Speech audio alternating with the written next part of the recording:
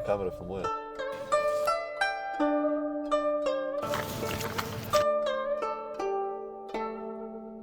Sveikučiai, draugai, mes lekiame dabar su reikalais. Šis video bus biškai kitoks, dėl to, kad realiai dienos tokios, kad mes tiesiog dirbam ir nedarom nieko įdomaus, tad net negalime filmuoti, nes jums bus tiesiog neįdomu.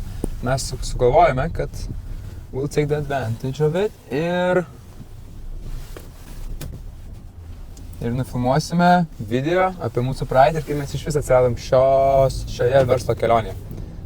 Tai va, tad Ainis ko gero pradės, nes aš vairuoju ir man reikia susikaups.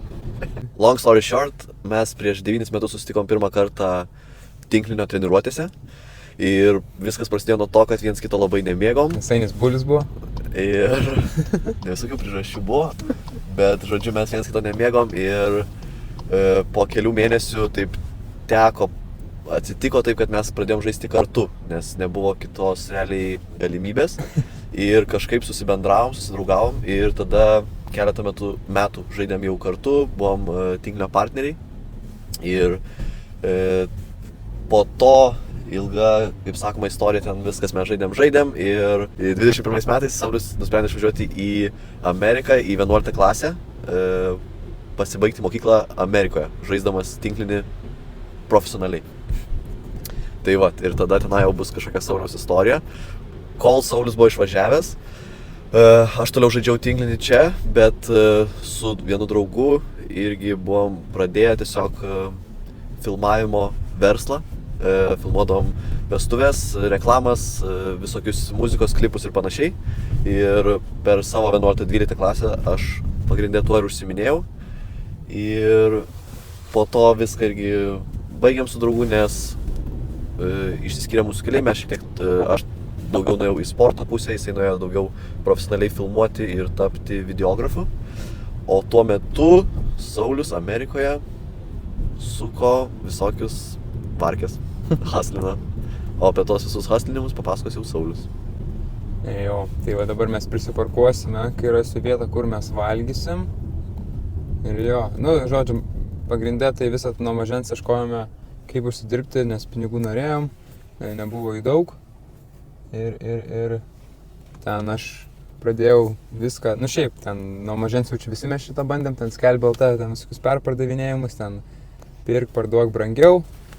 Taip kažkaip ir įlindau į tą verslą, ten paskui, kai buvo kokie man 16 metų, labai dropshippingas pradėjo populiarėti.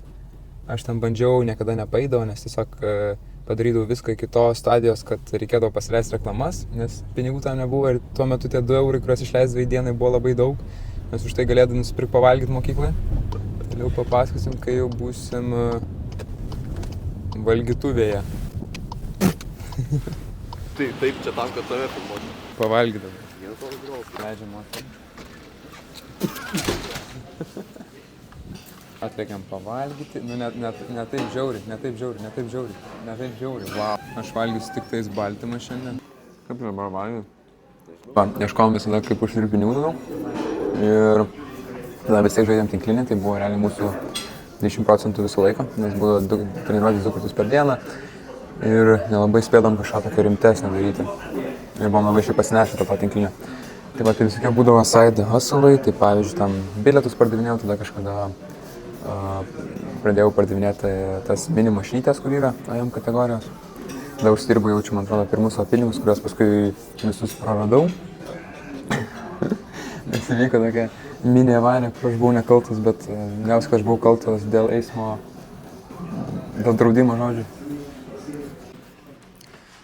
Tai va, ir tada 21 metais aš važiavau gyventi į Ameriką, kaip čia exchange programą.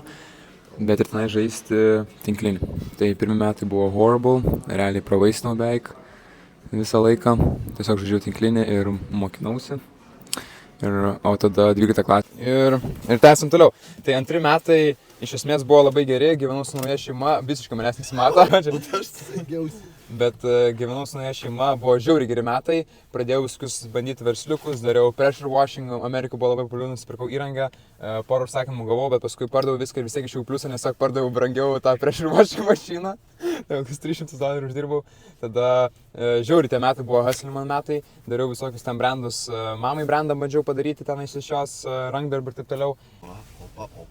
Žodžiu, nusikirpo visas garsas, tai va, mamai dariau brandus, ten visokius bandžiau side hustlus daryti, nepamenu, ar sakiau ten pressure washingą ir tada baigus pirmą pusmečio 12 klasėje aš pradėjau naują verslą, pavadinimu Snacks Marketas. Ir jis buvo pirmas online verslas, kuris man realiai paėjo ir sekėsi labai gerai, bet tuo pačiu metu vis tiek jaučiu, kad aš dar turiu laiko, tai aš ir restorane padavėjų dirbau, ir vaikus treniruodavau tinklinį, ir Snacks Marketas, ir dar pressure washingą kažkiek dariau. Tai va. Vystėme tą verslą 9 mėnesius, viskas labai gerai ėjosi, padarėm, nežinau, skaičių čia reikia sakyti ar ne? Galės iškreipti, jei nereikės. Tai va, padarėme virš 100 000 apyvartos ir tada po 9 mėnesių pardavėme verslą. Ir aš jau tada, čia aš jau buvau universitete, tai gavosi taip, kad pasilikau Amerikoje. Bet kad reikėjo vystyti verslą, nes aš buvau įstojęs į Olandijos universitetą. Šiaip dėl to universiteto tai tikrai nenorėjau eiti į jį, nes nejaučiu savo poreikio. Bet ir tėvai norėjo, ir aš galvojau, čia tiek lengva man ten turėtų būti, kad aš bent pasidarysiu tą diplomą ir koks skirtumas. Tai va, tai kartu žaidžiau iš tinklinį už universitetą ir studijavau. Ta pardaviau verslą 23 metų pabaigoje, realiai baigęs pirmą tą semestrą universitete. Tada prasidėjo antras kursas pas mane, antras semestras universitete. Ir tuo metu tiesiog aš vis dėlto kažkas bandžiau side jobus daryti ir taip toliau. Kažkaip pagrindinė fokusuojusi labiausiai studijas ir į tinklinės buvo tada sezonas. Ir kartu su Ainiu dirbome ties to schedule atletų, bet darbų nelabai buvo daug, nes buvo ten realiai programuotojo ieškojimas ir daug ten klaidų darimas. Ir tada realiai antrą semestrą pabaigoje nusprendžiau, kad reikia mesti universitetą ir toliau tiesiog varyti be plano B viską į verslą. Ir jo, grįžau birželį, atgal iš Lietuvos šiais metais ir nuo tada daroma tai, ką darome dabar.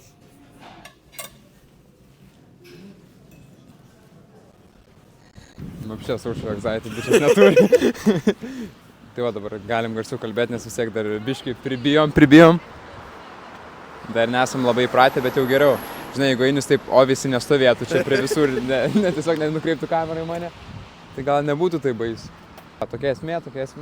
Tai per visą tą laiką, kol jau Saulius studijavo, mes turėjom tokį kaip ir projektą Scheduled Athlete, skedžiuluotas atletas. Ir tenai tiesiog buvo jau toksai verslas, projektas, mes bandėme padaryti tiesiog programėlę, aplikaciją mobilę, kurioje galėtų ten treneriai būti ir žmonės, kurie sportuoja ir panašiai.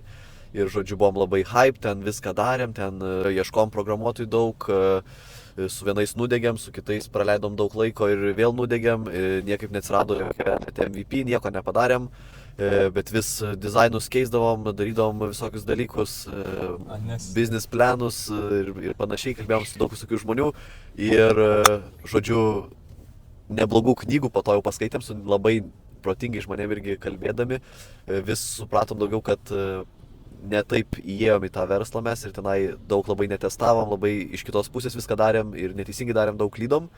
Ir gavosi, kad prieš kokius 3 mėnesius ar 4 projektą nutraukėm ir pradėjom daryti kitokius dalykus, ką dabar ir šiek tiek matėt per mūsų video.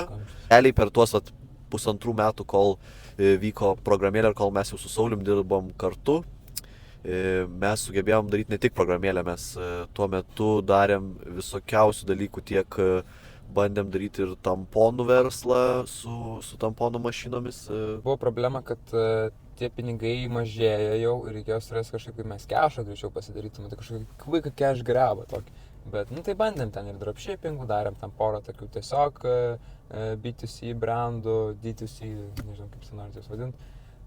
Ten vyno atidarytuvai, ten dar kažką, buvom stoką užsipirkę, ten tas stokas liko visas Amerikoje, tiesiog apartamento landlordui tiesiog išdalint savo draugams.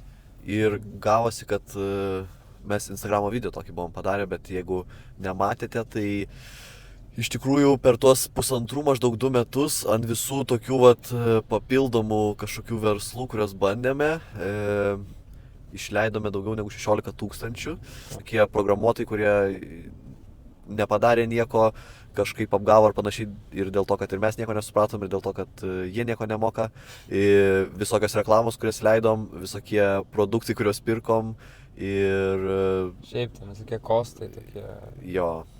website serveriai, visokie. Domenai. Ja.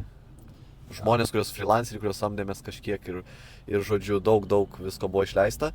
Tai va, tai išleidome virš 16 000 vien ant visokių nepavykusių verslų. Realiai dėl ko darom dar šitą video, dėl to, kad nuo gal kitos savaitės jau ir pradėsim rodyti žymiai daugiau visko, kur iš esmės ir bandysim tokį dalyką daryti, kad pilnai nuo nulio viską pradedam ir rodysim, kaip mes ir idėjas kūriam, kaip mes kažką naujo sukūriam, kaip mes užsakom produktus, iš kur mes tai padarom, kaip mes randam, kiek sumokam, kiek užsidedam papildomai procentų ir panašiai, kaip sukuriam websaitus, kaip leidžiam reklamas ir viską. Aišku, nežinau dar ne nuo pirmadienio, bet tiesiog žinosim, turim tą mytą tos Padlio akademijos, išsiaiškinsim galutinai 100%, kas ten vyksta, kaip mes viską toliau darome.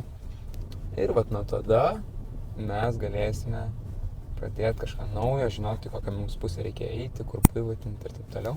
Tai va, žmonės, tokia mūsų istorija, kai mes iš viso atsiradom tam verslo pasaulyje. Dabar mes nusprendėm, kad mes tiesiog neturėsime plano B, tik tais planas A. Shoutouts Startup video Instagram'e. Ir tiesiog fokusuosime į verslo darymą, eisime all in, išdeginsim visus pinigus, who cares, uždirbsim daugiau, tada pinigų darom. Tai va, stebėkite mūsų kelionę. Tai iki kitos savaitės, į kitą video ir susitiksim tada. Tik kaip džiavo. Tai jau gali išjungti.